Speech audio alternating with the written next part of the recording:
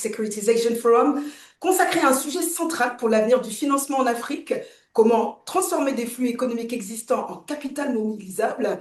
Nous avons le plaisir aujourd'hui d'accueillir un panel de très haut niveau avec Madame Adji Sornambay, directrice générale de BOAD Titrisation, sponsor principal de cet événement, le docteur Edo Kossi Amenouvé, directeur général de la BRVM, Monsieur Saïd Jabrani, directeur général de Tamwilcom, Monsieur Constanzi, CEO par intérim de l'Africa Guarantee Fund, Monsieur Didier Kwasi, directeur général de Phoenix Capital Management. Et maintenant, on va poser un peu le contexte. Nous sommes dans un continent qui dispose de nombreuses ressources hypothécaires, créances de PME, revenus d'infrastructures, flux énergétiques agricoles, locatifs ou encore digitaux. Mais pour devenir des actifs finançables, ces flux doivent être identifiables, traçables, suffisamment réguliers, correctement documentés et capables d'inspirer confiance aux investisseurs. Alors avec nos panélistes, nous avancerons en 3 temps: identifier les flux mobilisables, comprendre ce qui permet de les fiabiliser, puis voir comment passer d'opérations isolées à des programmes récurrents. Vous pouvez poser vos questions tout au long de la session dans le chat et nous en sélectionnerons une ou deux en fin de panel selon le timing. Je vais maintenant donner la parole à Monsieur Aristide Ouattara, vice-président stratégie et opération chez Lilium Capital, pour un mot d'accueil. Aristide, la parole est à toi. Oui, merci beaucoup, Rama. J'interviens juste au nom du board du Forum africain de la titrisation et je vous souhaite donc la bienvenue à notre deuxième webinaire de l'année. Donc, il y a 3 mois, nous avons présenté avec un autre panel de haut niveau les leviers permettant de faire de la titrisation un levier de financement durable. Aujourd'hui, comme l'a dit Rama, on va aller beaucoup plus loin en se focalisant sur l'un de ces leviers-là, la transformation de flux économiques en actifs mobilisables. Donc, je tiens juste à remercier BOAD Titrisation, donc à travers Adi, donc qui porte ce sujet éminemment innovant, et bien sûr à remercier donc tous les participants. Et je vous laisse entre les mains de notre brillante modératrice Rama, et donc excellent webinaire à tous. Sí. Merci beaucoup, Monsieur Ouattara. Alors, nous allons maintenant entrer dans le vif du sujet et dans le premier temps de cette discussion, identifier les flux économiques qui existent déjà dans l'économie réelle et qui pourraient devenir du capital mobilisable. Alors, avant de parler de la structuration financière, il faut identifier la matière première de la titrisation, les flux économiques. Quels sont les revenus, créances ou actifs qui existent déjà dans l'économie réelle africaine et qui pourraient demain devenir du capital mobilisable? Docteur Félix Edokossi Amenouvé, vous êtes le directeur général de la BRVM. Quels sont aujourd'hui les grands réservoirs de croissance et de flux économiques sur lesquels le continent peut s'appuyer pour bâtir des actifs finançables et mobiliser davantage le capital?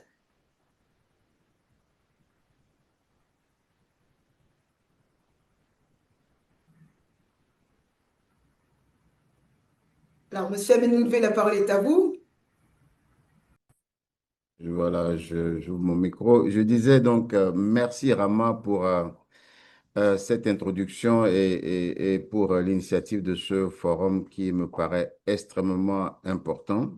Je me réjouis que après quelques années de démarrage donc de la mise en œuvre de la réforme sur la titrisation au sein de l'UEMOA, nous en sommes aujourd'hui à discuter, je dirais, des enjeux de cette technique pour le financement de nos économies et particulièrement l'élargissement de la technique à plusieurs actifs, mais surtout arriver à avoir des opérations qui s'inscrivent dans des programmes d'émission assez structurés sur la durée. Ça, c'est extrêmement important. On n'est plus à l'heure d'opérations isolées, comme vous l'avez dit. Il faut que ce soit vraiment une technique adoptée qui devienne une technique centrale à la mise en œuvre des nouvelles, je dirais, des nouveaux dispositifs, en tout cas, de financement de nos économies. Alors, vous savez, on est parti de l'idée de la titrisation en nous focalisant, et je le rappelle souvent, que sur les créances hypothécaires. Quand on a tenu la réunion à Bamako il y a quelques années, On était parti de l'idée que l'Afrique a besoin et notre sous-région a besoin, je dirais, d'accélérer la construction de logements pour pouvoir, je dirais, donner des conditions de vie assez correctes à nos populations. Donc, on était parti de cette idée de nous focaliser sur les créances hypothécaires pour effectivement mettre en place un dispositif pour financer le logement et accélérer le financement du logement. Heureusement et Dieu merci, nous sommes, je dirais, au moment de la mise en place de la réforme, nous avons ouvert, je dirais, cela à toutes les créances possibles. Et je me réjouis qu'aujourd'hui, on est plus porté sur les créances non hypothécaires que les créances hypothécaires. Et ça nous permet d'avoir un horizon beaucoup plus large. Quand on regarde notre continent, je ne vais pas revenir sur, je dirais, ses performances, sur son potentiel de développement, mais je dirais tout simplement qu'il y a au moins trois, je dirais, secteurs porteurs majeurs qui sont susceptibles d'être des secteurs dans lesquels on doit pouvoir identifier très clairement des flux économiques et pouvoir les transformer en financement, je dirais, de nos économies. Le premier secteur, c'est l'agriculture. Je pense qu'on n'en a pas beaucoup parlé ces derniers temps, mais on a vu quelques exemples commencer par émerger dans un pays comme le Sénégal, par exemple. Il faut dire que si nous voulons aller plus loin, si nous voulons, je dirais, profiter du potentiel agricole de nos pays pour pouvoir effectivement réduire notre dépendance des importations que nous avons et qui ont un impact assez négatif sur notre balance commerciale. Si nous voulons aller vers l'autosuffisance alimentaire, il faut que nous puissions regarder sérieusement ces flux économiques dans le secteur agricole. Le potentiel est déjà là. On parle souvent du potentiel de terres arables dans nos pays. Il faut que nous puissions nous pencher sérieusement, je dirais, sur la question, aller directement vers, je dirais, l'identification de ces flux et voir comment est-ce que la titrisation peut aider à les financer. Bon, il y a le secteur de l'énergie. Là aussi, on l'a souvent dit, l'énergie est clé. Sans l'énergie, on ne peut pas accélérer le développement de nos économies. Aujourd'hui, cette énergie peut prendre diverses formes. Vous avez suivi, pas plus tard que ces 2 derniers jours, le forum de Kigali sur le nucléaire. Nous sommes vraiment dans une phase de transformation économique profonde. Donc, il faut que nous puissions regarder au-delà de tout ce qui est énergie renouvelable, tout ce qui est pétrole et aujourd'hui tout ce que concerne l'uranium et d'autres formes d'énergie, que nous puissions regarder quel est le potentiel, comment s'appuyer sur ce potentiel pour générer des flux économiques qui permettront effectivement, grâce à la titrisation, de se transformer en actifs financiers réels.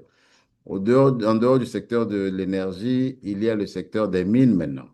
C'est un secteur extrêmement important, particulièrement pour les pays de l'UEMOA. Vous savez que la Côte d'Ivoire, le Mali, le Burkina, pour ne citer que ces pays-là, regorgent de potentiel minier relativement élevé.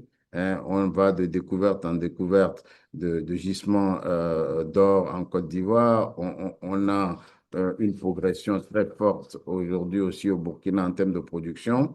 On est sur je dirais, des actifs relativement importants. Donc, il faut que nous puissions travailler. Il faut qu'on puisse regarder sérieusement ces actifs-là et pouvoir les utiliser pour financer nos économies. Bref, je m'arrêterai à ces trois secteurs. Pour l'instant, je n'ai pas oublié l'immobilier, je n'ai pas oublié le secteur financier de façon générale, mais je voulais mettre à l'avant ces gros secteurs qu'on n'a pas suffisamment explorés pour pouvoir donc lancer le débat sur comment nous allons travailler sur nos actifs. Et je voudrais conclure à ce stade en disant que désormais, il faut qu'on réfléchisse actifs africains pour financer les économies africaines. On commence par réfléchir épargne africaine pour financer les économies africaines, mais élargissons la réflexion aux actifs pour le financement de nos économies. Merci beaucoup, docteur Ameno. Vous posez clairement le cadre macroéconomique, hein. L'Afrique ne manque pas de potentiel, vous l'avez dit, mais entre un potentiel économique et un actif titrisable, il y a une étape essentielle, l'analyse de la qualité du sous-jacent.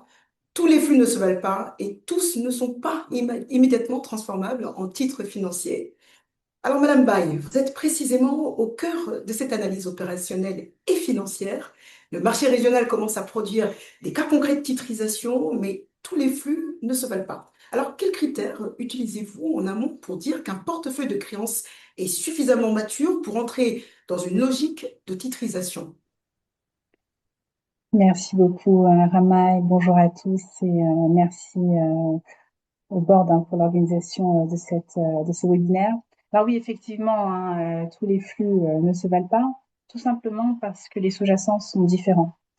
On ne titrise pas une facture d'électricité comme on titrise un prêt hypothécaire, et même dans une catégorie d'actifs comparables, comme des créances bancaires, on voit qu'il y a une différence importante entre des créances souveraines et des créances provenant du secteur privé. Et sur des secteurs spécifiques, on ne titrise pas une créance issue du secteur agricole comme on titrise une créance issue du secteur énergétique. Et donc, une des missions de BOAD Titrisation a été de pouvoir donner une appréciation du calibrage de ce risque et associer une rémunération appropriée à ce niveau de risque. Pour nous, aujourd'hui, un portefeuille mature est un portefeuille dont le risque est bien appréhendé, bien compris. Et il y a deux critères, je dirais, majeurs sur lesquels nous nous reposons. Tout d'abord, un historique profond, donc en général au minimum 3 ans, afin de bien pouvoir estimer le comportement des créances qui seront cédées. Est-ce qu'il y a eu des périodes de petites turbulences, où il y a eu des retards, est-ce qu'il y a eu des défauts? Alors, en général, on se concentre quand même sur des créances saines, mais également la diversification. Ça, c'est un élément extrêmement important pour nous, c'est de pouvoir constituer un portefeuille dans lequel il n'y ait, ou en tout cas, s'il n'y a pas ou très peu de concentration de risque qui ferait qu'on ne dépendrait que d'une seule créance ou que d'une seule ligne en cas de souci. Donc, ces deux éléments, l'historique et la diversification des lignes, sont pour nous des facteurs importants dans la considération initiale de la maturité d'un portefeuille. Merci. Merci beaucoup, Madame Baye. Vous vous rappelez un point clé, hein, on ne titrise pas une facture, c'est ce que j'ai retenu, on ne titrise pas une facture d'électricité comme un prêt hypothécaire. Et surtout, la maturité d'un portefeuille repose notamment sur cet historique dont vous venez de parler, la granularité, la diversification et la capacité à calibrer correctement ce risque. Alors cela nous amène à la question des portefeuilles garantis, notamment les TPE. Monsieur Jabrani, vous êtes le directeur de Tamwilcom et Tamwilcom dispose d'une expérience très structurante sur ce sujet. La garantie nationale permet souvent de faire apparaître des segments de marché qui restent sous-financés, notamment les TPE. Alors, comment distinguer parmi ces portefeuilles garantis ceux qui pourraient devenir à terme des portefeuilles standardisés, suivis et éventuellement mobilisables sur les marchés de capitaux? Merci, merci madame. Merci de me donner l'opportunité d'échanger avec vous par rapport à ce sujet. Comme vous l'avez dit, Temwilcom, mais je vais citer le vrai nom de Temwilcom, qui est la marque commerciale, qui est la Société nationale de garantie et du financement de l'entreprise. Donc, une fois on voit ça, on voit automatiquement qu'effectivement, nous sommes l'institut de garantie unique au Maroc qui détient la garantie souveraine. Moi, je pense par rapport à votre question, c'est vraiment très intéressant. Je vais m'appuyer sur l'expérience de Temwilcom pour essayer d'en tirer quels sont les facteurs qui, à mon sens, sont vraiment importants, qui permettent demain de pouvoir envisager de la titrisation de portefeuilles qui sont garantis, bénéficient de mécanismes de garantie tels que ceux de Tiamouilcom ou autres en général. Moi, je pense qu'il y a principalement trois facteurs. Le premier, c'est la confiance qu'inspire l'organisme qui gère ce portefeuille-là. Ça, c'est vraiment important. Ça peut être une banque. Dans notre cas de figure, nous sommes un institut de garantie. Et donc, le fait d'avoir un institut de garantie audité, qui a une gouvernance, une expertise, permet d'apporter une certaine assurance par rapport à la qualité du portefeuille et la qualité de la donnée et de la data qui est mise à disposition des différents investisseurs ou du capital market en général pour pouvoir envisager la titrisation. Donc, je pense que ça, c'est le premier facteur qui est très important.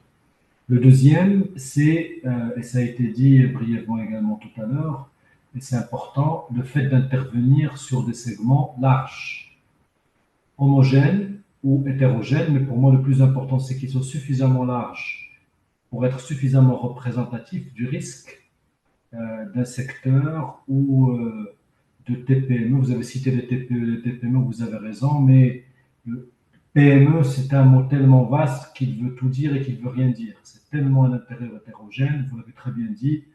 Le télécom n'a rien à voir avec l'immobilier, n'a rien à voir avec l'industrie, avec la pêche, avec l'agriculture, donc c'est tellement différent. Mais le fait d'avoir une structure avec une profondeur horizontale et verticale importante, que ce soit en termes de profondeur historique, mais également en interaction avec les différents secteurs, permet d'apporter également une mitigation du risque euh, qui est nécessaire pour donner la juste mesure, tel que ça a été dit, du niveau de risque d'un portefeuille.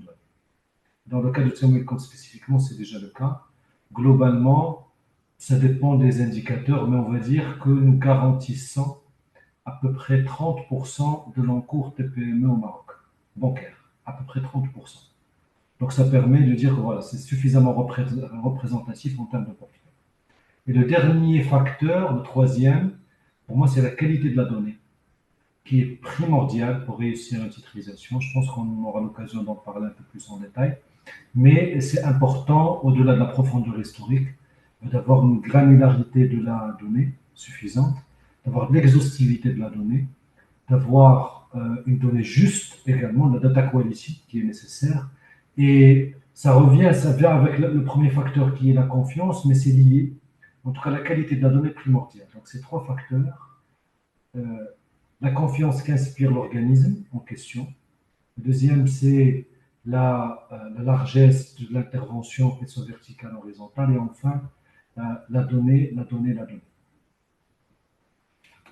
Merci beaucoup, Monsieur Labrani. Ce que vous soulignez est essentiel, hein. La garantie ne réduit pas seulement le risque, elle peut aussi produire de la donnée, structurer le suivi ligne par ligne et puis créer progressivement des conditions d'une standardisation.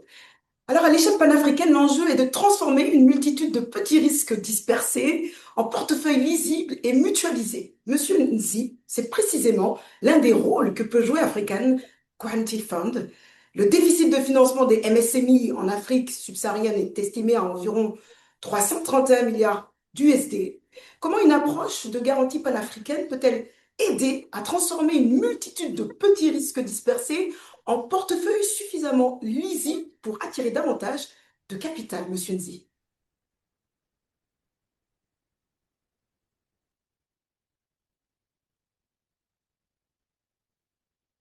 Alors, Monsieur Nzi, la parole est à vous. Merci, je vous entends. Vous m'entendez? On Vous vous entend très m'entendez? bien, merci. Et on vous a reperdu. Alors, il semblerait que la connexion de Monsieur Nzi Ok, soit parfait. Donc, je viens de connexion. Allô, vous m'entendez? très bien. Allez-y, Allô, allô? Vous m'entendez? parfaitement. Moi, je vous entends parfaitement. Donc, je disais que c'était un plaisir de passer juste après M. Diabrani, qui a exposé à peu près tous les facteurs qui vont en faveur de la titrisation. Pour reprendre un peu ce qu'il a dit, l'avantage de la titrisation, c'est passer d'un risque qui est localisé, donc pour un investisseur quelconque, investir sur une entreprise, 10 entreprises, c'est prendre un risque sur une probabilité de défaut qui va certainement se matérialiser en Dirac, si je peux parler mathématiques, sur chacune de ces expositions. Et la force d'une titrisation, c'est de partir sur un ensemble beaucoup plus grand, donc un millier, un 10 milliers et autres, qui permet du coup de faire réaliser cette probabilité de défaut-là. Donc, on part d'une probabilité de défaut qui se réalise en direct à une probabilité de défaut qui se réalise pour le coup sur un ensemble beaucoup plus représentatif. Et comme il a dit, la donnée se retrouve du coup très importante. Et parce que cette donnée est importante, il faut un acteur entre le détenteur des titres et l'acheteur des titres pour que les deux s'entendent sur les données qui permettent d'apprécier le niveau exact du risque. Et c'est ce que African Guarantee Fund peut jouer dans cette configuration. Parce qu'aujourd'hui, nous avons dans notre portefeuille environ 200 institutions financières qui ont donc des pratiques de données différentes et une cinquantaine de milliers de PME. Donc, pareil, profondeur de données assez intéressante. Donc, en regardant l'ensemble des pratiques autour de ces 200 institutions financières et l'ensemble des données disponibles au niveau des 50 000 PME, il est possible de designer une structure de données qui est compréhensible à tout investisseur potentiel. Parce que l'idée, quand on commence une titrisation, c'est de s'assurer que quand on passe d'un titre titrisé à un autre titre titrisé, on a à peu près les mêmes données. Donc, un investisseur qui vient sur un marché veut pouvoir collecter exactement les mêmes données quand il passe d'un titre à un autre et non recevoir un lot de données A quand il est sur un titre A qui est originé par une institution financière et quand il passe sur un autre titre B, avoir un type de données qui est différent. Donc, harmonisation des données très intéressante, qualité des données importante, mais en plus de la qualité des données, c'est l'harmonisation des données. S'assurer que toutes les institutions financières qui travaillent dans la titrisation sont capables de communiquer sont capables de communiquer les mêmes types de données aux investisseurs pour leur permettre d'avoir une certaine économie d'échelle. Parce que ce qui fait qu'on pourra lever beaucoup plus facilement des ressources sur le marché financier, c'est quand on arrive à cette économie d'échelle qui fait que tout investisseur qui arrive a très peu de travail supplémentaire à faire quand il s'agit de passer d'un titre titrisé A à un titre titrisé B. Le deuxième point très important sur lequel African Guarantee Fund aimerait insister, c'est la disponibilité ou la disponibilité en temps réel des données.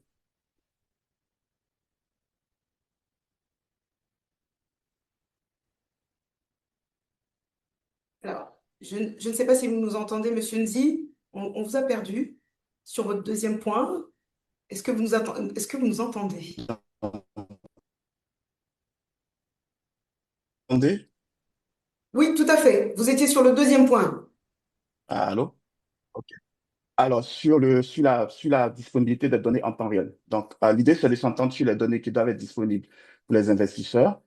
Mais le point important sur cette disponibilité des données, c'est de s'assurer que ces données arrivent à temps pour que ces investisseurs puissent faire leur analyse le moment opportun. Donc, beaucoup de travail d'harmonisation pour résumer tout mon point parce que la qualité de la connexion est très mauvaise, donc je vais être assez court. Pour résumer tout mon point, l'idée principale autour d'une titrisation, c'est d'harmoniser les données. D'harmoniser les données entre les différents players, d'harmoniser les données entre les différents pays. Donc, pour qu'un investisseur qui souhaite investir sur le marché nigérian ou sur le marché ivoirien ait à peu près le même mode de lecture des données qui lui parviennent. Et c'est ce travail que African Guarantee Fund, par exemple, pourrait aider les différents players à faire, de s'assurer qu'on a des données lisibles, harmonisées et disponibles à temps réel. Je vais m'arrêter là parce que la connexion est vraiment mauvaise et c'est assez désagréable de mon côté. Voilà. Je vous redonne la parole, Rama. Merci beaucoup. Nous voyons se dessiner une chaîne des flux qui existent, des garanties qui peuvent contribuer à les rendre plus lisibles. C'est ce que nous avons compris de votre propos, monsieur Nzi. Et puis une approche panafricaine qui peut aider à mutualiser le risque. Merci à vous, malgré la connexion. Je pense qu'on a tous reçu votre message, monsieur Nzi. Mais un portefeuille devient réellement mobilisable que si les investisseurs le considèrent comme crédible. Alors, monsieur Afin Kwasi, avec votre regard d'analyste financier, mais également d'investisseur, quels sont les premiers signaux à observer?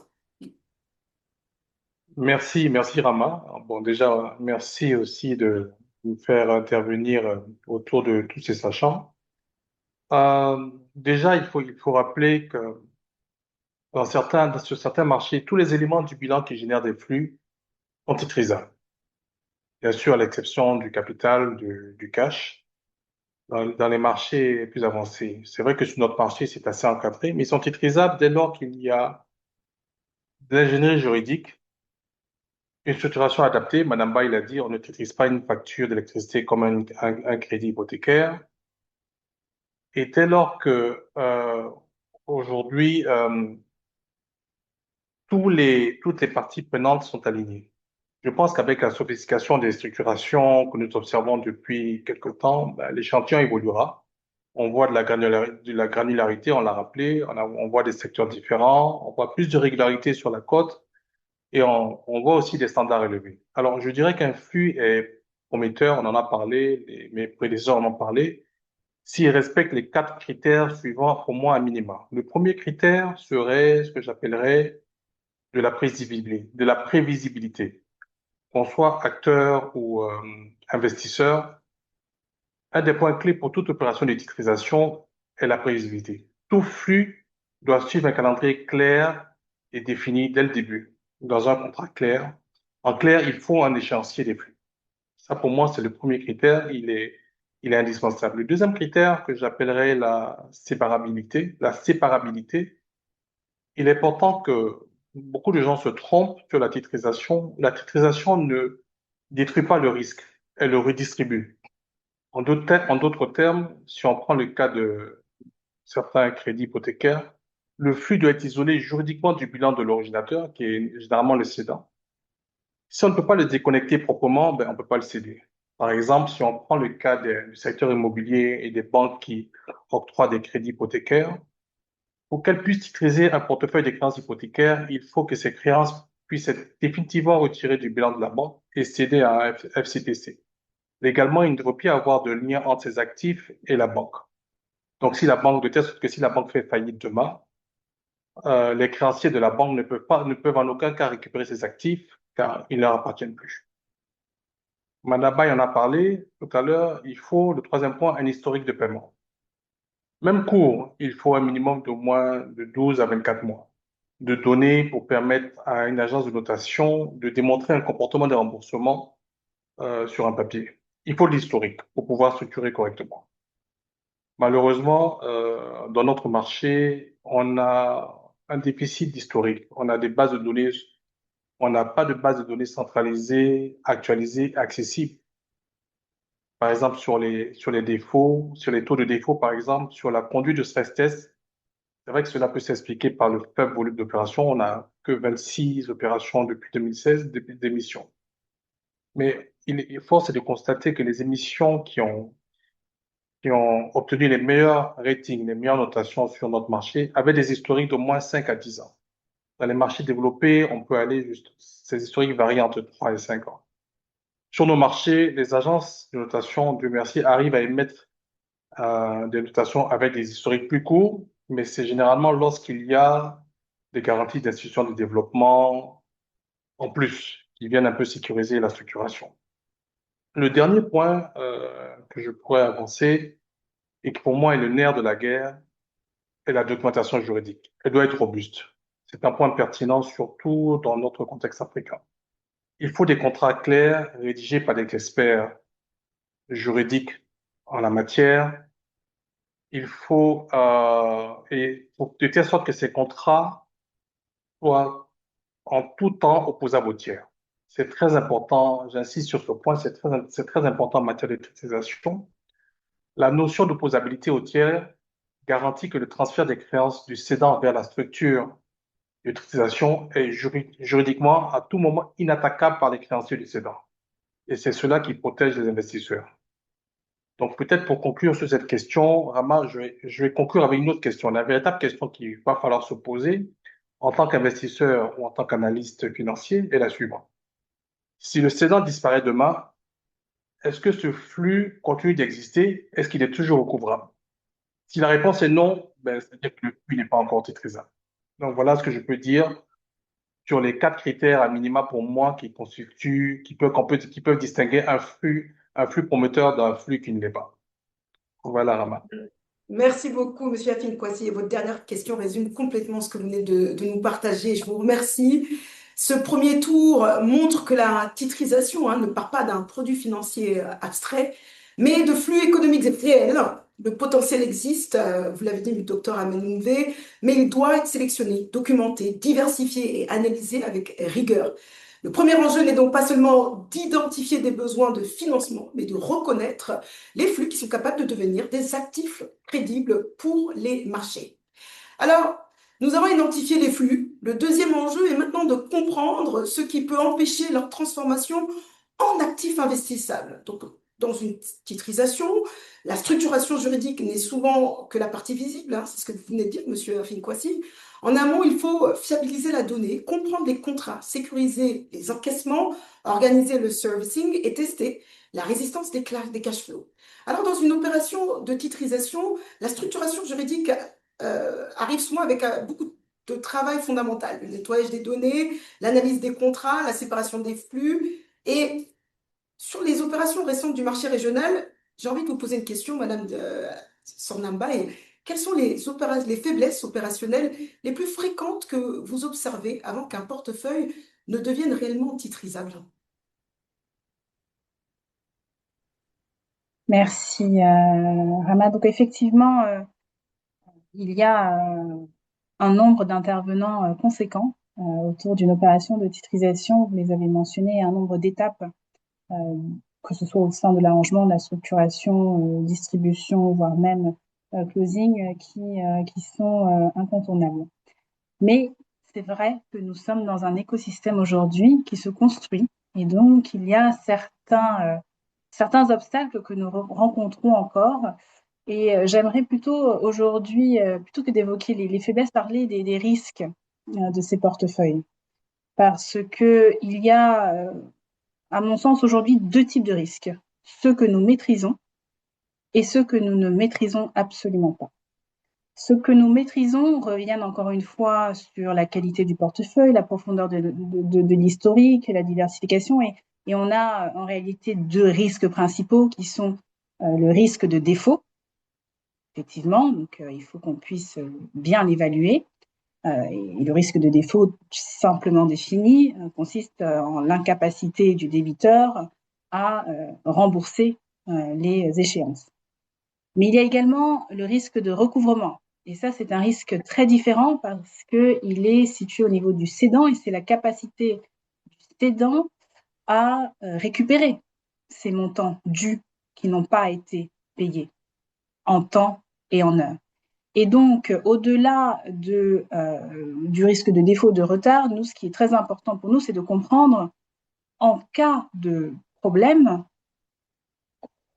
quel est le délai ou quelle est la capacité, comme je disais, pour ce cédant à récupérer ces montants, parce que c'est ce qui va nous permettre de définir les échéances de façon confortable et de savoir que nous aurons les montants donc adéquats pour les investisseurs. Et je parlais ensuite donc de ces risques que nous ne maîtrisons pas, qui sont des risques exogènes. Ça peut être des risques de liquidité sur le marché, des risques géopolitiques. Et nous l'avons connu en 2023. Donc, je citerai ça à titre d'exemple, hein, parce que en 2023, nous avons lancé notre premier fonds pour le compte de la BOAD, 150 milliards portant sur des créances souveraines, avec 40% des créances. Alors, c'était différentes lignes, hein, bien évidemment, ce n'était pas une seule ligne, qui portait sur des créances nigériennes. Le fonds a été lancé en mai et en juillet, nous avons eu le coup d'État. Si nous n'avions pas anticipé des scénarios de stress, alors sans connaître le risque spécifique, mais en tout cas se mettre dans des scénarios improbables où les portefeuilles sont effectivement poussés dans des situations extrêmes, nous n'aurions pas pu faire face à cette situation. Mais comme vous l'avez vu, c'est arrivé, nous avions des dispositifs en place et nous avons pu faire face au paiement des échéances, dont la première, parce que c'était une des préoccupations majeures des investisseurs. Vous n'avez même pas payé votre première échéance et vous avez clairement une situation délicate à gérer. Et donc, il y a vraiment il faut avoir ce double regard de bien comprendre le passé relatif aux actifs qui seront cédés, mais d'avoir la capacité d'anticiper des scénarios improbables. Et ça, souvent, qui jaillissent de situations qu'on n'a pas du tout prévues et qui sont hors de notre contrôle. Donc, la faiblesse, c'est de ne pas pouvoir adresser ces questions dans le cadre d'une structuration. Mais lorsqu'ils le sont, on est en général plutôt conforté. Et c'est ce qui nous a permis, au sein de BOAD de titrisation, d'attirer des investisseurs de tout horizon et de catégories très diversifiées, que ce soit dans la région ou au niveau international, parce que nous avions justement démontré que ces scénarios avaient été pris en compte. Merci beaucoup, Madame Baye, hein. Vous parlez d'anticipation, hein, de cette capacité à anticiper, à provisionner, à avoir des stress scénarios pour faire face aux risques. Vous rappelez que la solidité d'une opération dépend de la capacité à comprendre le risque de défaut, le risque de recouvrement et puis surtout la résistance des flux en situation de stress, hein. Vous l'avez clairement en plus donné en exemple. Alors ça pose la question de la donnée disponible chez les banques, les institutions financières et les originateurs à garantie générique de Tan.com. Donc vous avez mobilisé environ 41,3 milliards de dirhams de crédit en faveur des TPME en 2024. Mais pour garantir un portefeuille et puis demain éventuellement l'intégrer dans une logique de titrisation, quelles données minimales faut-il exiger des banques, des institutions financières ou des originateurs, Monsieur Chabrani? Merci. Effectivement, donc c'est les chiffres 2024. Je vais peut-être donner les chiffres un peu plus récents de 2025, où sur la partie TPME, nous avons mobilisé un peu plus de 44 milliards de dirhams. Alors, 44 milliards de dirhams, ça fait à peu près 5 milliards de dollars, pour qu'on puisse avoir une idée globale de combien on parle. Et le deuxième chiffre qui est intéressant côté PME, c'est 62 000 garantie TPM sur l'année 2025 uniquement. Donc, pourquoi ce chiffre-là est intéressant? Parce qu'on découle certains impératifs. Donc, pour pouvoir faire ça et ensuite, dans un deuxième temps, envisager une logique de titrisation, euh, il est nécessaire de pouvoir opérer 62 000 opérations par an avec tout ce que cela implique en termes de données à recevoir. Pour cela, nous opérons de trois manières. La première, c'est que nous opérons en mode de garantie de portefeuille, qu'elle soit silencieuse ou pas. Et dans ce cas de figure, il y a un échange de données standardisé qui est réalisé avec l'Institut garanti par un échange de données totalement digital. Nous avons un deuxième process qui est appelé un process délégué, où dans ce cas de figure-là, nous déléguons pour les petits dossiers en montant, j'entends, tout ce qui est inférieur à 100 000 dollars, nous déléguons la décision directement à l'organisme traiteur, à charge pour lui de nous informer a posteriori de la garantie qui a été délivrée et des éléments de données par rapport à cette garantie. Et le troisième et dernier process, qui est le plus classique, c'est une garantie individuelle où nous traitons dossier par dossier les demandes qui sont soumises pour bénéficier de la garantie, où là nous avons des données qui sont quand même très riches, puisque nous sommes sur du traitement dossier par dossier, et donc une analyse financière pure et dure, avec des bilans, avec un registre de commerce, donc des choses très poussées, où nous analysons dossier par dossier la PME. Donc on a les trois. Je dirais que les données minimales nécessaires sont assez classiques, je ne vais pas revenir là-dessus, mais c'est des données d'identification de la personne morale, classiques, mais également des données sur l'objet du financement en question, le montant de prêt, durée, taux. Alors, scoring, c'est important parce que le scoring qui a été utilisé pour permettre de délivrer cette garantie est important parce qu'il permet d'apprécier derrière un modèle de risque et donc une probabilité de défaut. Et moi, je dirais que alors, tous ces éléments-là, aujourd'hui, nous les récupérons d'une manière totalement informatisée auprès de nos partenaires, ce qui implique forcément des capacités techniques qui sont importantes, un peu complexes, mais nécessaires, où il faut s'intégrer. Je pense que le facteur clé de succès, si je dois en citer un, au-delà de la liste de ces éléments, c'est de s'intégrer le plus rapidement possible aux organismes concernés de façon à limiter au maximum l'intervention humaine pour pouvoir échanger ces données, ce qui permet d'une part d'assurer une non-altérité de ces données, d'assurer, et ça a été dit par l'un des intervenants au préalable, peut-être, on va dire, une quasi-instantanéité de la donnée aussi, ça c'est important, c'est que nous avons de la donnée fraîche. Et surtout, et je pense que c'est le plus intéressant aussi, une donnée post-octroi, post-délivrée de la garantie, parce que donner de la garantie ou titrisée aux données du crédit, c'est facile, entre guillemets. Le vrai challenge, c'est de pouvoir suivre ensuite le comportement de son portefeuille pour pouvoir apprécier son niveau de risque le plus rapidement possible et le plus fidèlement possible. Donc le plus rapidement pour pouvoir justement réagir vite dans un sens ou l'autre. Et ces éléments-là qui militent pour avoir un maximum d'intégration avec des partenaires pour récupérer ces données en flux tendu, que ce soit et surtout avant, pendant et surtout après. Merci. Merci beaucoup, Monsieur Jabrani. Vous avez donné un exemple qui montre que la donnée n'est pas seulement un sujet théorique, elle se construit, hein, c'est ce qu'on comprend à travers des conventions, des protocoles de reporting, des systèmes d'information, vous l'avez dit, et puis une discipline imposée aux partenaires financiers. Alors, dès que l'on passe à l'échelle panafricaine, cette discipline, elle devient plus complexe. Monsieur Nzi, la mutualisation panafricaine du risque suppose une discipline commune. Quels sont les principaux obstacles à cette standardisation? Qualité des systèmes bancaires, définition divergente du défaut, profondeur historique des données, suivi des garanties ou hétérogénéité réglementaire? Merci Rama, j'espère que ça ira mieux cette fois-ci. Vous avez tout dit, vous avez tout dit. Les risques principaux viennent de l'hétérogénéité des différents acteurs. Donc, travailler avec une institution financière en Tanzanie, travailler avec une institution financière en Côte d'Ivoire ou au Nigeria, c'est des réalités complètement différentes, même si ces institutions financières utilisent le même core banking system. Donc, mais pour des raisons réglementaires, pour des raisons de formation des utilisateurs de ces logiciels, on peut avoir des pratiques différentes. Donc, clairement, la différence entre les différentes institutions financières peut être un challenge assez important, sur lequel African Guarantee Fund a travaillé au cours des 15 dernières années. Voilà, nous avons dans notre portefeuille une quarantaine de pays et la difficulté donc qui s'est toujours posée, c'est de s'assurer qu'on transpose une pratique d'un pays donné à un autre pays donné sans altérer in fine les conclusions que nous tirons sur la base des données que nous collectons. Donc, harmonisation très importante.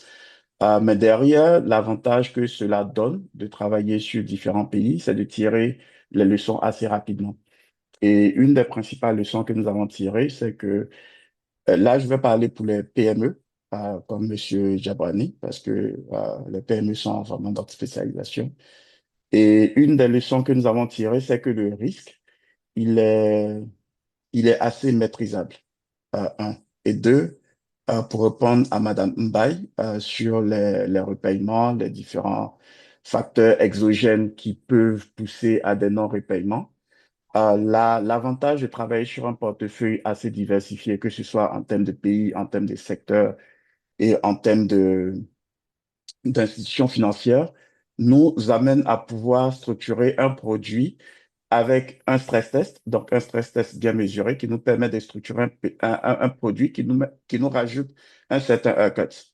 Donc, si via donc, cette harmonisation, nous parvenons à collecter suffisamment de données pour faire une bonne modélisation de risque, le haircut que nous allons modéliser à partir de ces données nous permet, disons, la probabilité de défaut que nous allons modélisés à partir de ces données hétérogènes vont nous permettre de rajouter un certain haircut sur le produit structuré final, le produit titrisé final, qui va permettre de rassurer ou d'assurer donc ce flux continu qui permet de payer les investisseurs ou les acheteurs du titre titrisé. Donc, c'est un peu compliqué de parler après M. Diabani parce que tout ce qu'il a exposé dans son exposé sont exactement les réalités d'AGF quand il s'agit d'automatiser la fourniture des données, d'harmoniser les données qui sont reçues, de suivre la performance ex post des titres qui sont mis sous couverture de la garantie parce qu'une chose, c'est de faire le risk assessment ex ante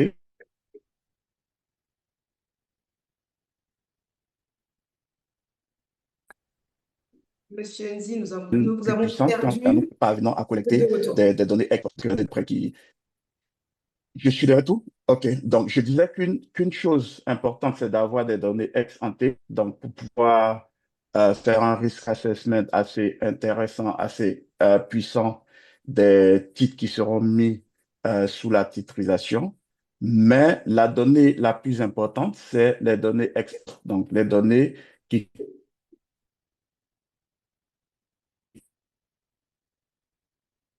caractérisent la performance des titres privés.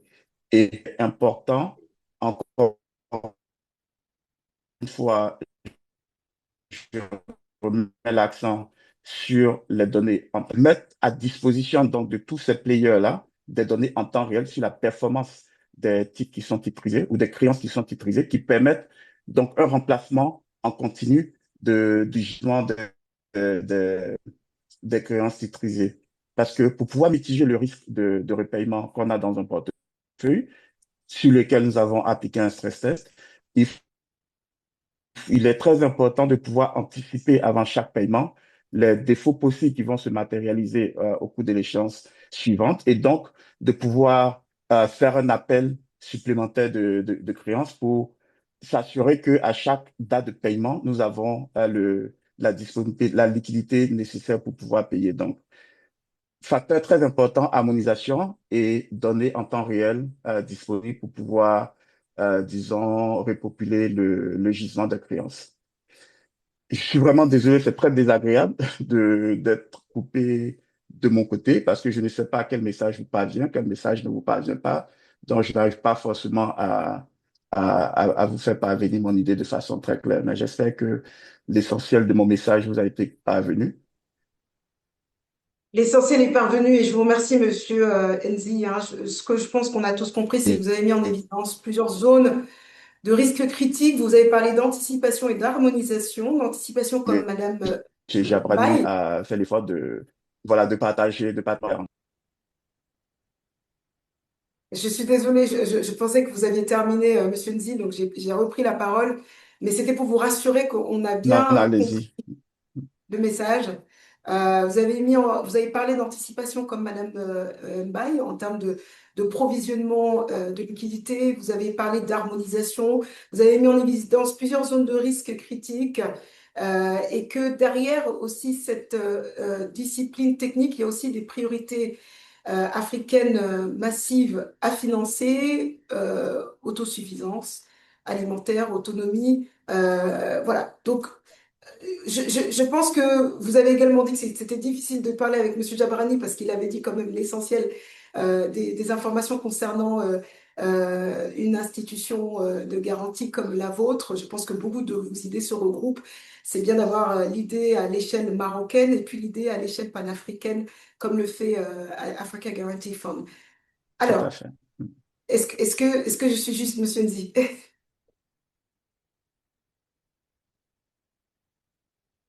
Je pense que oui. Alors, on va passer je vous en prie. Alors, on a parlé tout à l'heure de transition écologique, on a parlé aussi de transformation numérique et d'innovation pendant l'introduction. Et je voudrais vous donner la parole, docteur Amenunve, et savoir comment hiérarchiser ces priorités et surtout comment les marchés de capitaux peuvent contribuer à les financer de manière plus structurée, plus durable et surtout moins dépendante des financements classiques. Quel est votre avis, monsieur Amenunve? Merci, Rama, de rappeler toutes ces priorités-là. Bon, difficile de les hiérarchiser parce que bon, l'Afrique est vraiment un tournant où tout est prioritaire, que ce soit l'énergie, l'agriculture, l'innovation. Et quand vous regardez les besoins de financement que l'on a dans tous ces segments d'activité, on parle de 30 milliards de dollars par an à 150 milliards de dollars par an. Donc, cela veut dire que les besoins sont énormes. Maintenant, quel rôle les marchés de capitaux peuvent jouer en vue d'apporter leur contribution, je dirais, à la recherche de financement pour tous ces projets et pour toutes ces priorités? D'abord, il me semble que nous devons continuer de mettre en place un cadre réglementaire qui soit non seulement lisible, mais en permanente sophistication pour pouvoir accueillir des opérations innovantes. Ça me paraît important.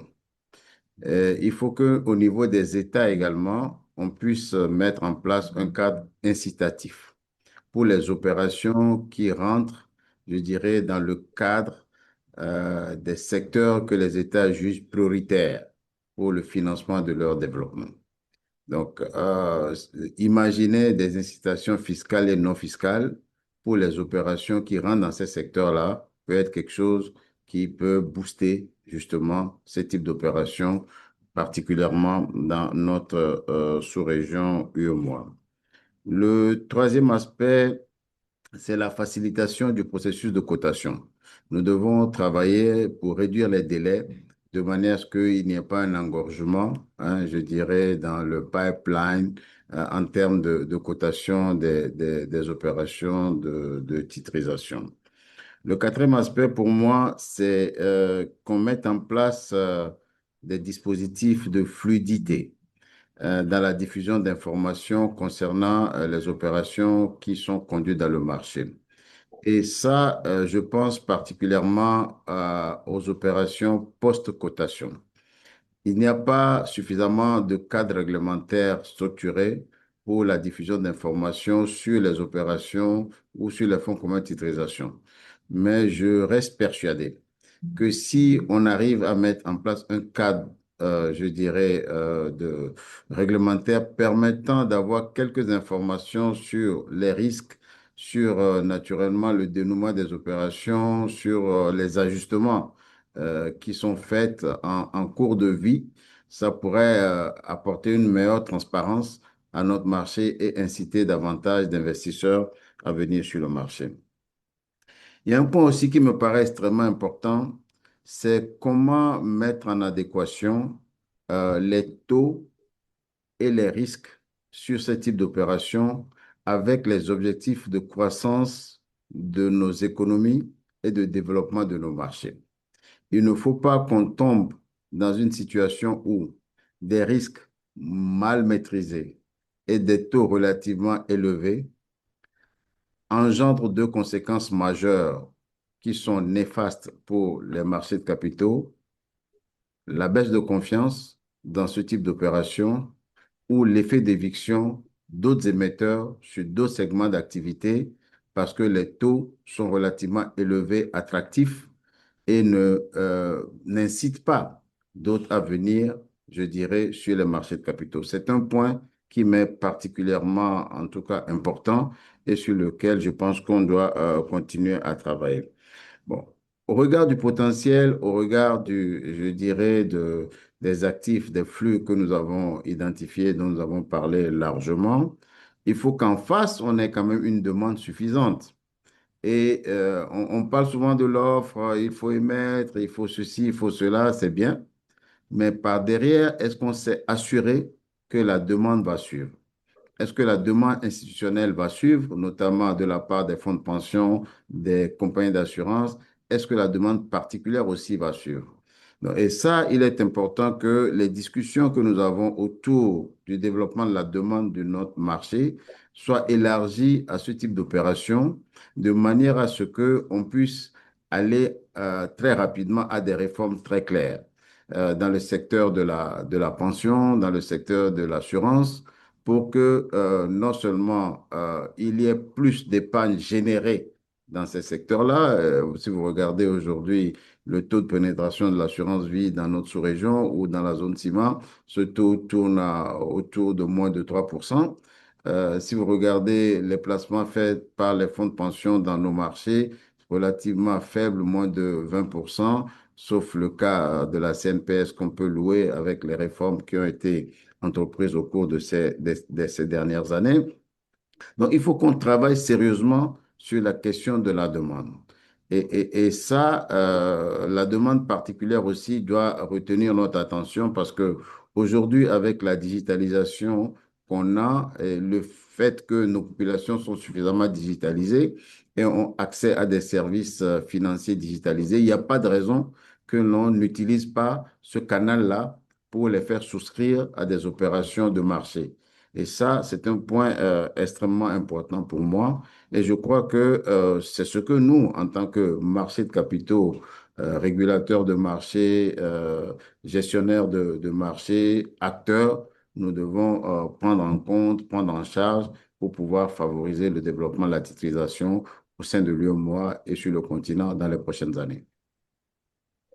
Merci beaucoup, docteur Amenounvé, hein. Vous avez replacé clairement ces exigences dans une perspective plutôt stratégique, hein. Financer les priorités du continent par des mécanismes beaucoup plus structurés et moins dépendants des canaux classiques. Alors, pour refermer ce tour, il est utile de revenir au test ultime, celui de l'investisseur, Monsieur Afik Kwasi.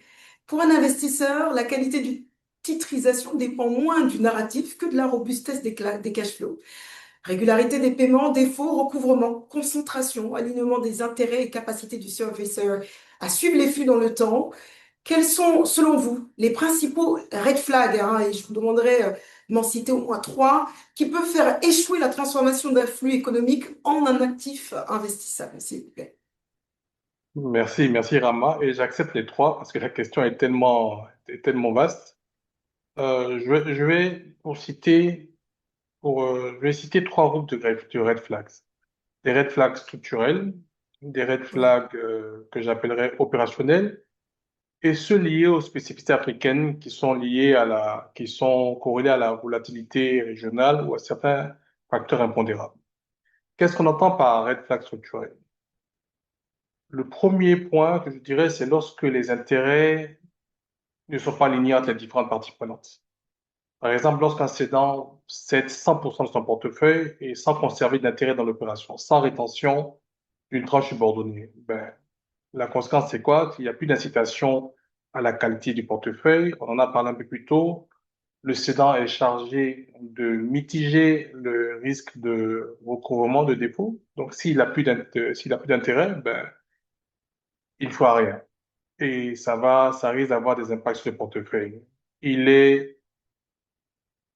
La bonne pratique exige que le cédant conserve au moins 5 à 10% dans l'opération. C'est très apprécié par les investisseurs et surtout lorsque les 5-10% sont dans la tranche la plus risquée qu'on appelle la tranche junior. Ça montre que il a mis en place tous les mécanismes de recouvrement nécessaires. Par exemple, dans notre marché, si on prend l'exemple de la dernière émission, une émission dernière qui s'appelle, je pense que c'est l'émission Cœur Samba de NCA, l'opération était structurée en trois tranches. Une tranche senior, une tranche mezzanine, une junior. Bien sûr, la tranche junior est celle qui absorbe les premières pertes si le portefeuille se dégrade. Décidant, qu'est-ce qu'il a fait? NCA, il a souscrit à un volume important sur la tranche junior. Ça renforce la qualité du papier, la qualité du portefeuille. La qualité du portefeuille. Et ça rassure les investisseurs et c'est pour ça que l'opération s'est bien déroulée.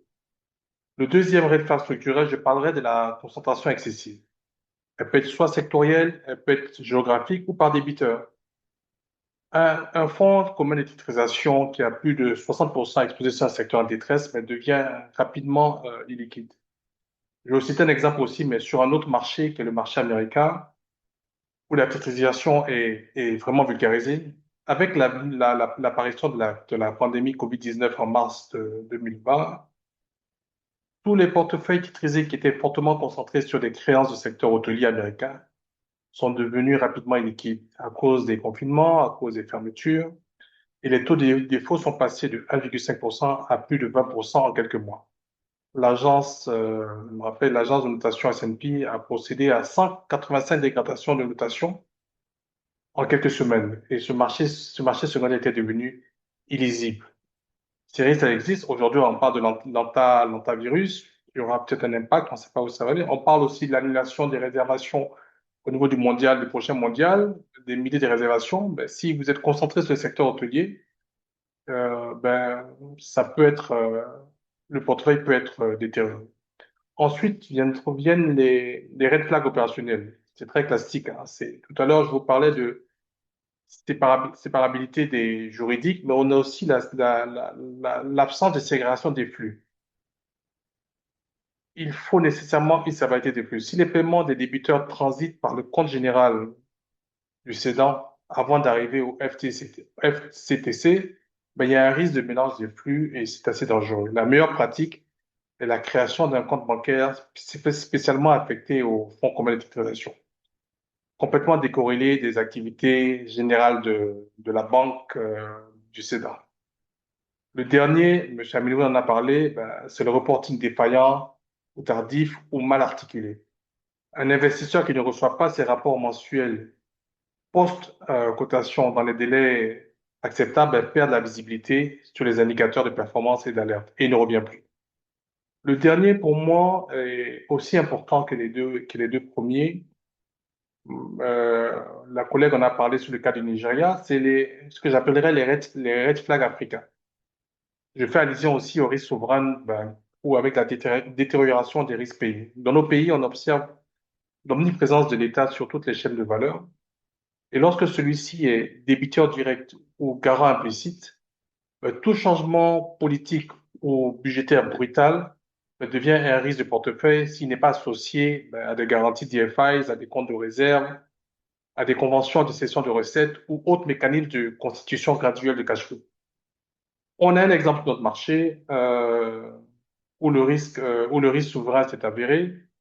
On a un fonds commun de titrisation qui est adossé à des loyers d'immeubles commerciaux situés dans plusieurs pays de l'UEMOA, dont un des pays est passé sous régime militaire, a vu sa dégradation de sa note dégradée plutôt. Et bien sûr, on observe une baisse du taux de recouvrement, beaucoup plus de défauts au profit du FCTC, qui a fait dégringoler sa notation et jusqu'à peut-être le rendre même, qui pourrait le rendre illiquide. Par contre, ça ne traduit pas automatiquement une mauvaise structuration de l'opération. Il y a beaucoup d'impondérables et des volatilités. Ce qui peut-être appelle à ce qu'on fasse appel à des garanties d'institutions de développement comme la BOAD, comme la SFI, qui prennent des participations des opérations sur une portion de portefeuille ou à défaut sur son entièreté, ou des comptes de réserve suffisants pour absorber les flux manquants pendant une période bien donnée. Pour conclure, peut-être sur le volet problématique de politique africaine, on peut compléter avec deux derniers points.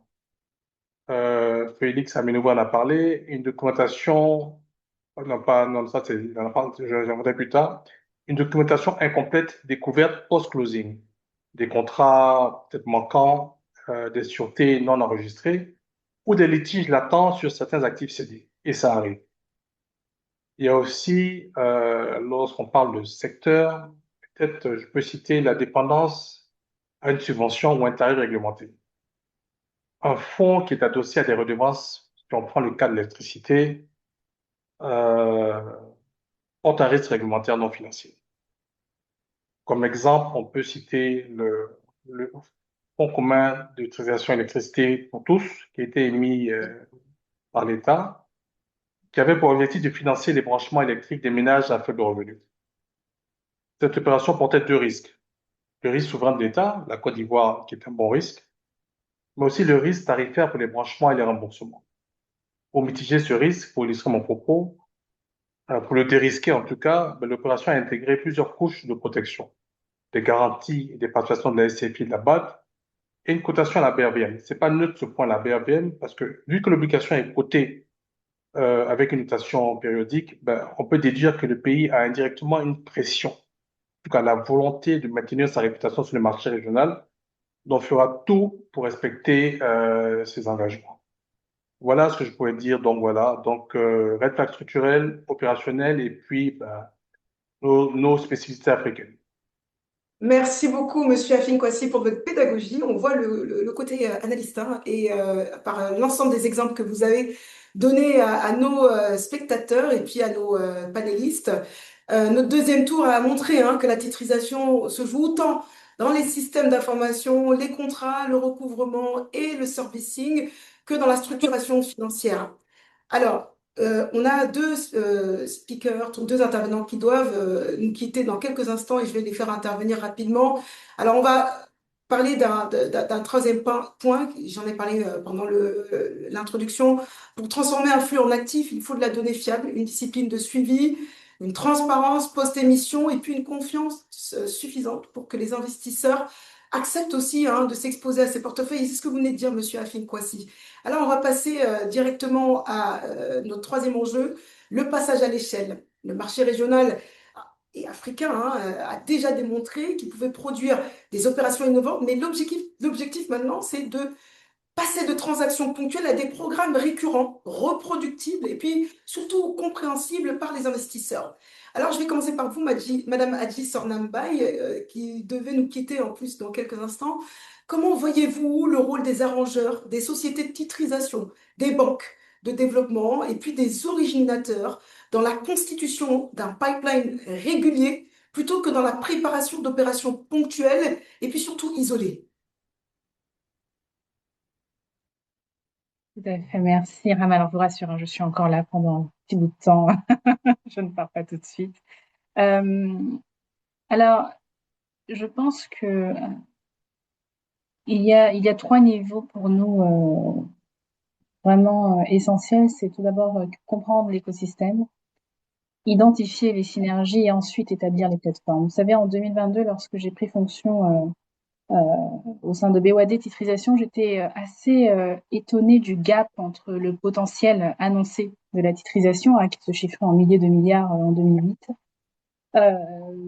comparé au réalisé et qui représentait à peine 1% de ce potentiel. Et donc, une des premières questions que nous sommes posées avec notre équipe a été de savoir la pertinence de la titrisation. Est-ce que c'est une solution adaptée réellement au marché moi? Et nous avons été vraiment étonnés du retour consistant des différents acteurs, que ce soit au niveau du régulateur, des cédants, des arrangeurs et des investisseurs, sur le besoin profond d'avoir cette solution utilisée de façon normalisée, standardisée et beaucoup plus naturelle au sein de la région.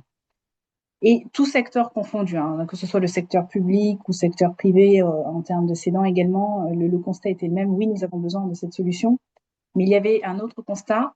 Il était que cette solution, et je pense l'est encore aujourd'hui, était perçue comme étant chère, compliquée et trop longue à mettre en place. Lorsqu'on va voir un cédant et qu'on lui dit qu'une opération de titrisation, c'est 4 à 6 mois, on a souvent la réponse « Ah non, mais c'est trop long, moi j'ai besoin de mon financement aujourd'hui ou d'ailleurs hier. » Et donc, il a fallu réconcilier ces réalités avec le besoin non seulement existant, mais grandissant. Et cela a été évoqué par notamment le docteur Aminové en début de session. Et donc, dès le départ, notre décision et notre stratégie a été de mettre en place des programmes et des plateformes, plutôt que d'aller sur des opérations isolées. Mais pour cela, comme je le disais, il fallait d'abord comprendre l'écosystème. Et le constat qu'il est intégré, chaque acteur joue un rôle essentiel.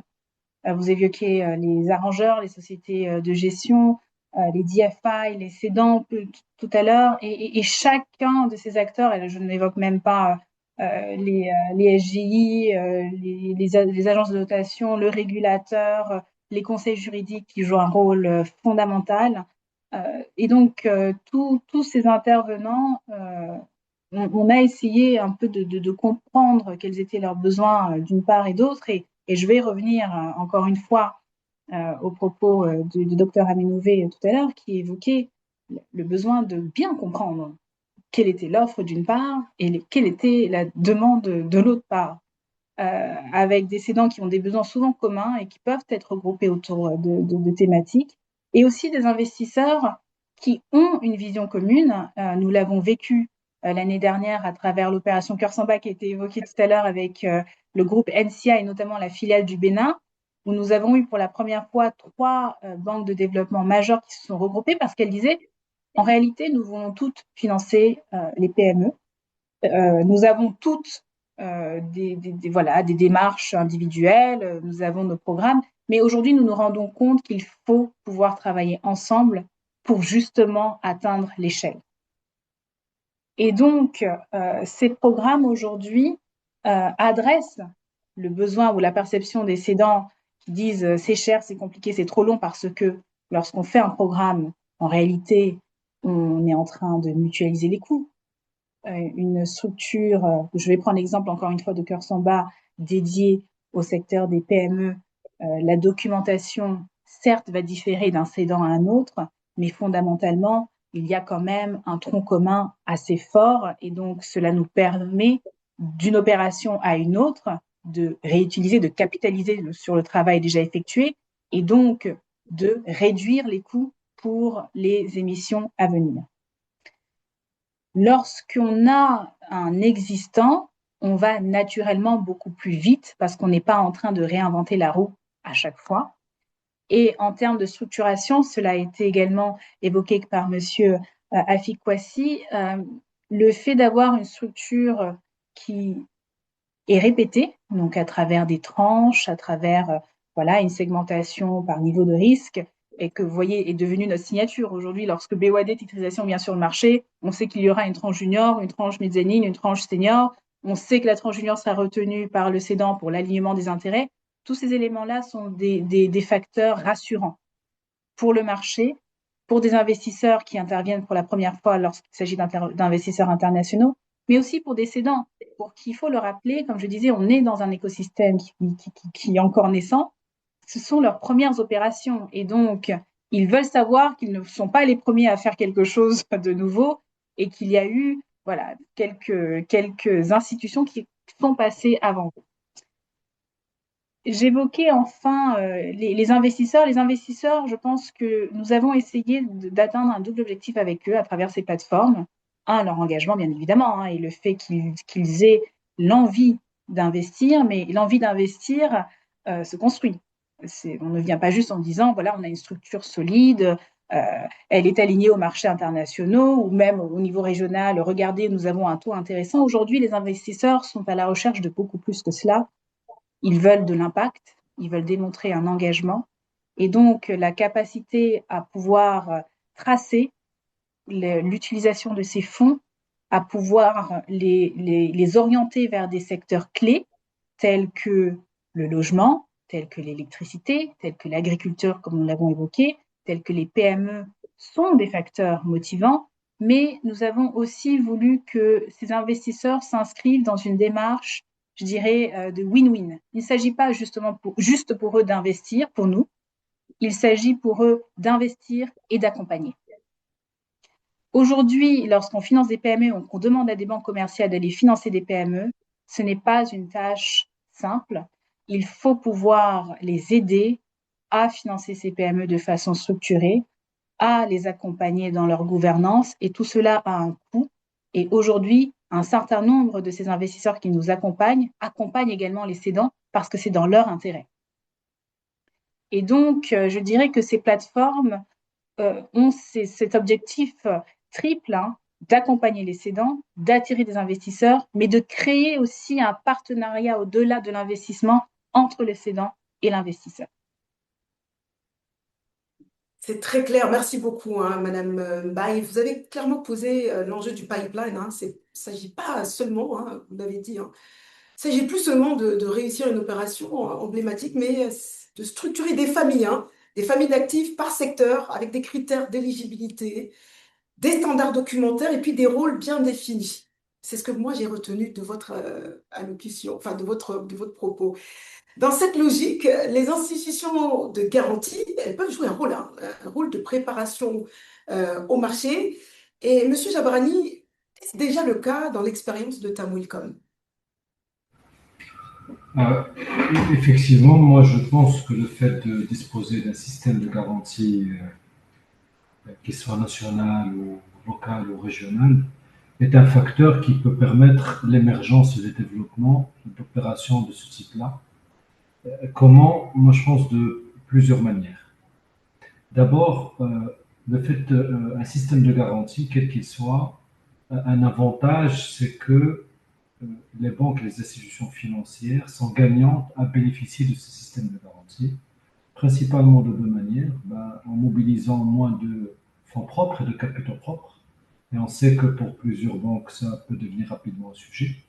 Et pour une deuxième raison, ça permet de limiter le risque avéré. Donc les banques ont tout intérêt à bénéficier d'un système de garantie lorsque celui-ci existe. Et par conséquent, pour pouvoir en bénéficier, elles doivent se plier à certaines exigences en termes de données et d'échange de données. Et on voit que voilà, donc c'est une manière, c'est un side effect, ce n'est pas l'objet même de garantie, mais un side effect, c'est que ça permet d'obliger, si je peux utiliser ce terme, les banques à structurer leur échange de données et d'une manière plus générale leur data quality. Donc, ne serait-ce que par ce biais-là, c'est un avantage important. Et dans le cas de Tsemulcom, c'est le cas également, même si je pense que la maturité du secteur bancaire au Maroc est telle que il y a déjà une certaine rigueur euh, au-delà de cet aspect garanti. Maintenant, au-delà, ça permet également l'émergence et le développement d'opérations de titrisation pour plusieurs facteurs. Je dirais que, un, parce que d'abord, on peut titriser directement auprès de l'Institut de garantie lui-même. Et c'est pour les raisons que j'ai citées tout à l'heure, je ne vais pas revenir, parce que justement, en tant qu'institut de garantie, il y a une vision qui dépasse le cadre d'un acteur bancaire ou d'un acteur financier, et qui donne une vision beaucoup plus fidèle de tout un secteur d'activité dans le pays ou dans la géographie. Donc ça, pour cette raison-là. Une deuxième raison, et qui n'est pas des moindres, ben, c'est parce que tout simplement, ça permet de limiter le risque sur ce portefeuille-là. Le fait pour une banque de titriser un portefeuille qui est garanti par ailleurs, ben, ça signifie que ben, c'est un risque qui est plutôt assez bien maîtrisé par rapport à un portefeuille qui certes peut être bien structuré, bien documenté, mais qui relève quand même d'un comportement de marché standard en termes de risque. Le fait de bénéficier d'une garantie souveraine sur un portefeuille donné pour une banque mitige d'une manière importante le risque pour ce portefeuille et par conséquent pour un éventuel investisseur.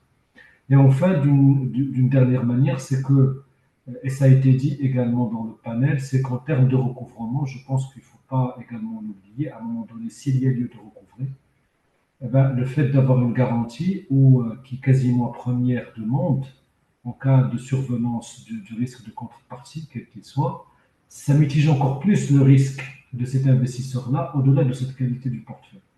Donc voilà, donc on voit bien que certainement le fait d'avoir un mécanisme de garantie, que ce soit au niveau local ou régional, permet de faciliter, d'encourager la confiance des investisseurs pour ce type d'opération, même si ce n'est pas la raison d'être première d'un mécanisme de garantie.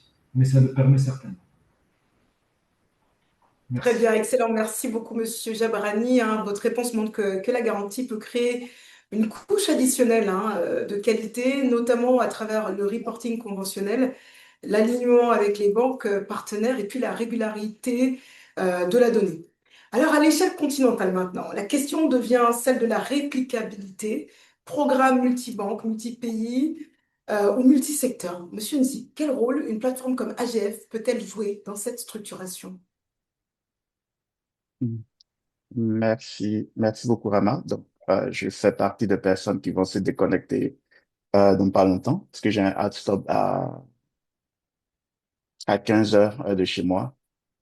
Alors, rapidement, pour ne pas répéter ce que Monsieur Jabrani vient de dire, c'est exactement, AGF se propose de jouer exactement le même rôle au niveau continental.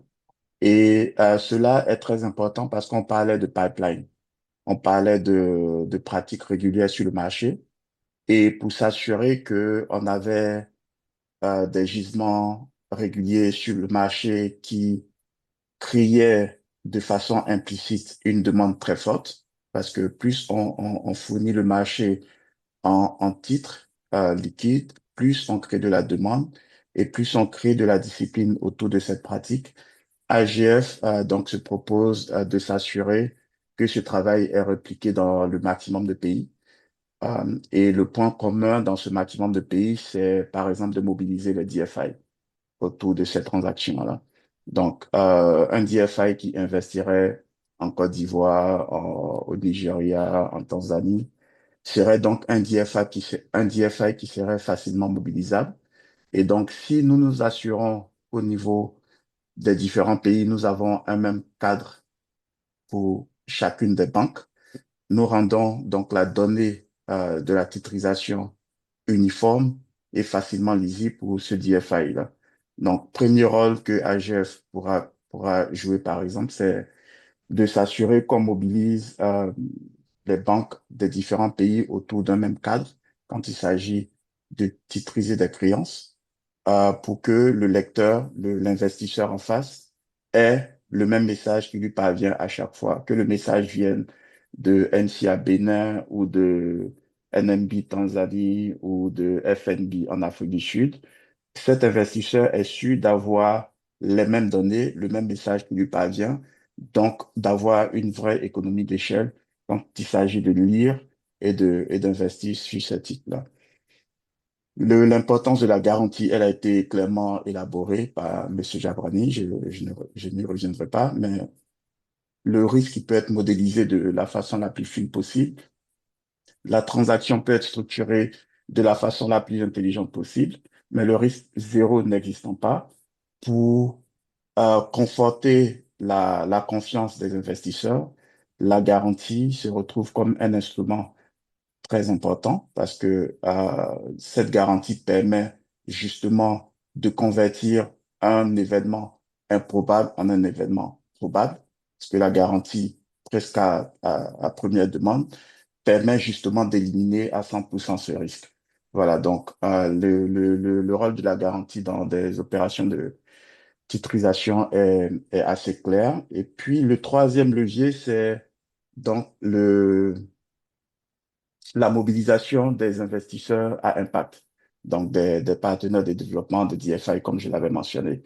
Parce que dans toute titrisation, ou surtout dans tout exercice d'apprentissage, parce qu'en Afrique, heureusement ou malheureusement, les premières titrisations qui seront faites dans un élan d'apprentissage. Voilà. Et donc, dans ce stade d'apprentissage, il est important d'avoir des investisseurs qui ont une motivation au-delà de la rentabilité financière, donc qui ont donc, cet appétit à prendre le premier risque, à jouer ce rôle de ceinture de sécurité dans ce véhicule que nous sommes en train de lancer, qui vont donc venir s'incruster, venir se rajouter à la structuration qui est en train d'être faite. Et pour mobiliser ces investisseurs internationaux, il faut une garantie assez puissante qui va donc permettre autour de cette titrisation de créer une sorte de blended finance. Donc, le blended finance, c'est un instrument financier où on fait intervenir plusieurs investisseurs qui ont des appétits différents. Certains ont des appétits de rentabilité financière, d'autres auront des objectifs de rentabilité sociale.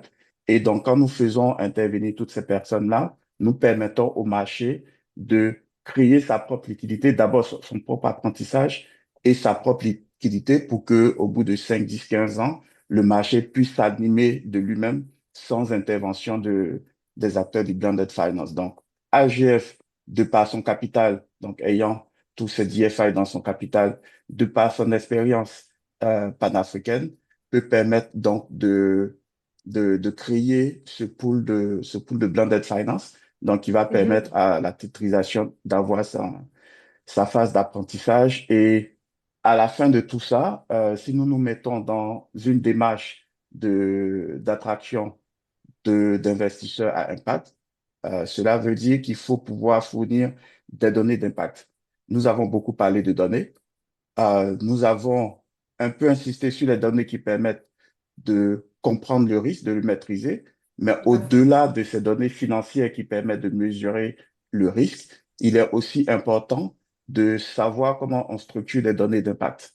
Parce que ce sont ces données d'impact-là qui vont nous permettre d'attirer des investisseurs à impact qui vont donc permettre de rassurer le marché sur les 5, 10, 15 premières années de l'expérience de titrisation en, en Afrique. Donc, il est très important de tous ensemble travailler à mettre en place donc ce data warehouse de données d'impact bien structurées qui permet donc de créer de l'appétit pour ces investisseurs-là.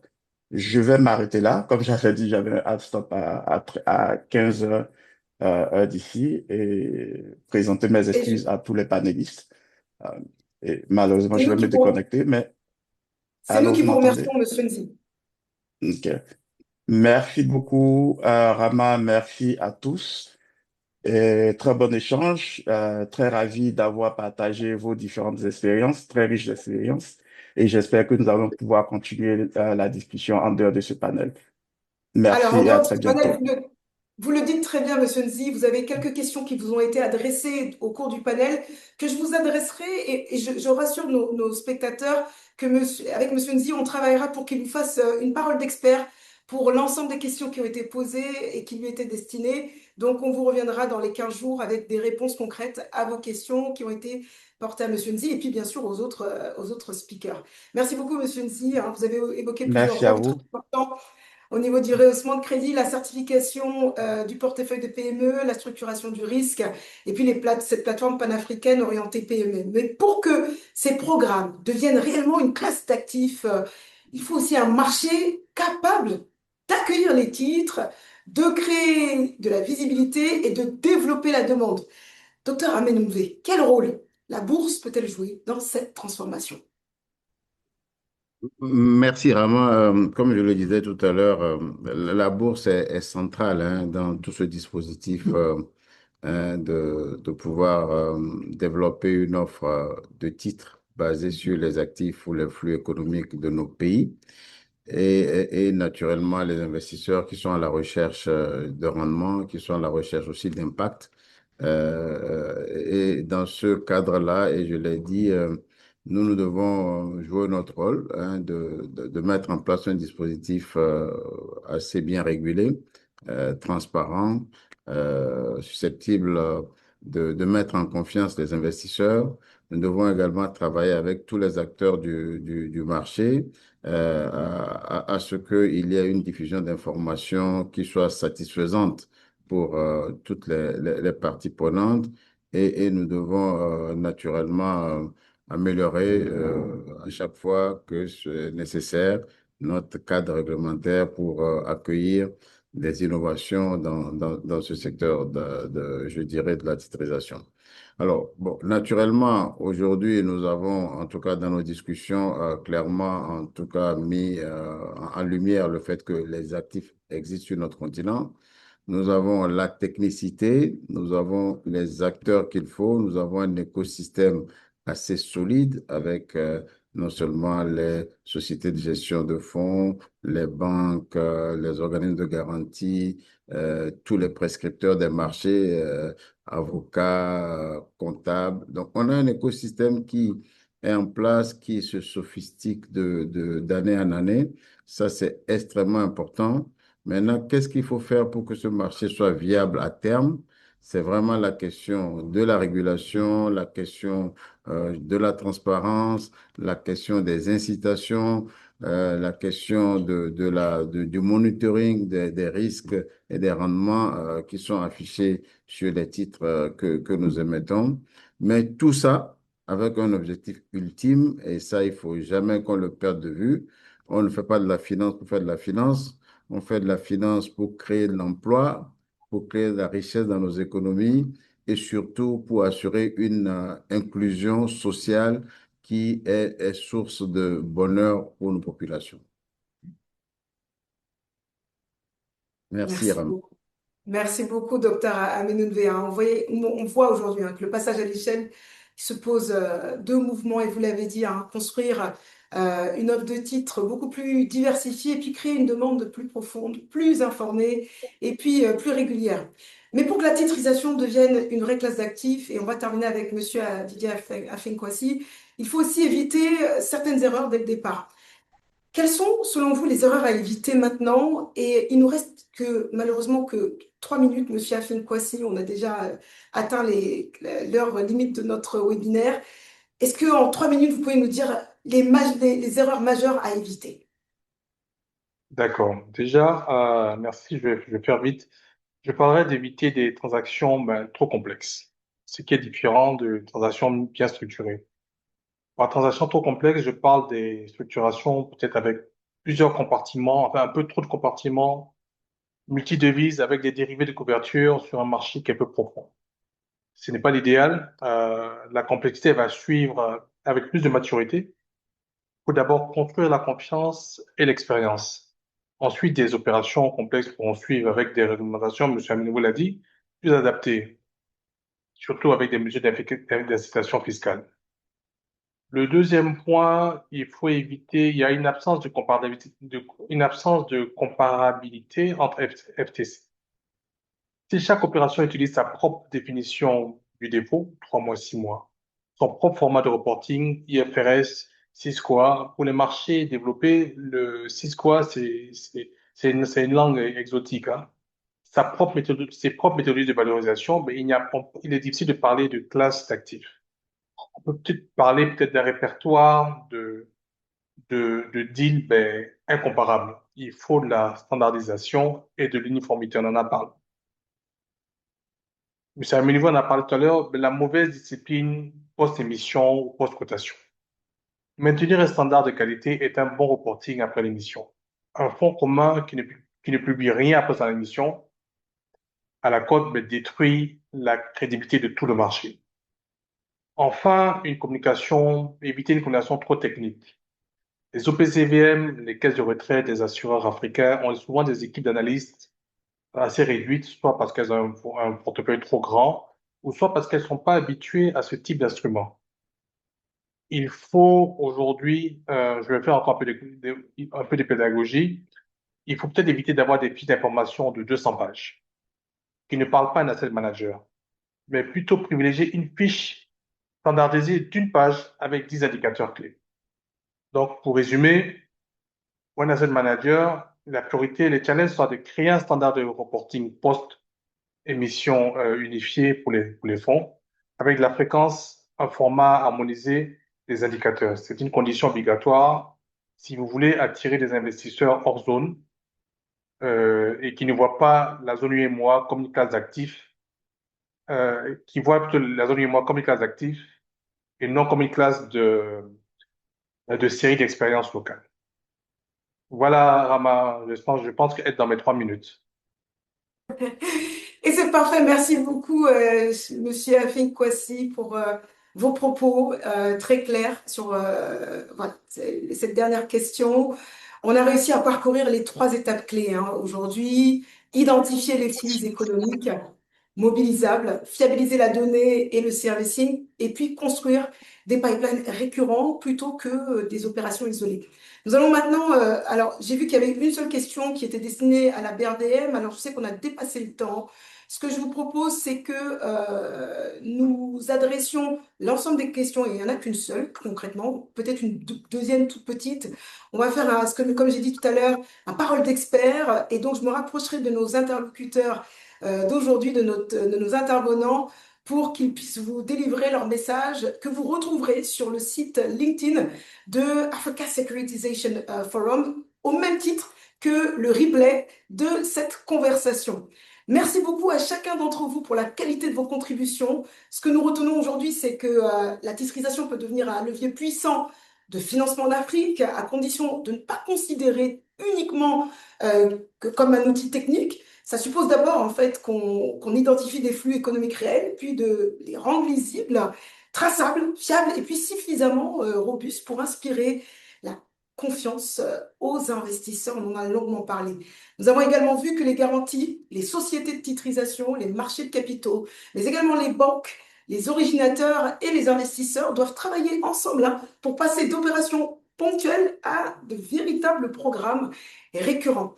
Et c'est seulement à cette condition, je pense, que les flux économiques africains pourront être transformés en capital mobilisable au service des priorités du continent. Et c'est ce que vous avez dit, Monsieur Amenve, PME, infrastructure, logement, énergie, agriculture, transition écologique et puis approfondissement des marchés financiers. Je tiens à remercier chaleureusement la BOAD Titrisation, sponsor principal de cet événement digital, Aristide Ouattara, notre membre du board, et puis l'ensemble de nos panélistes ainsi qu'à toutes les personnes connectées aujourd'hui. Nous vous donnons rendez-vous très prochainement pour les prochaines initiatives de l'Africa Securitization Forum.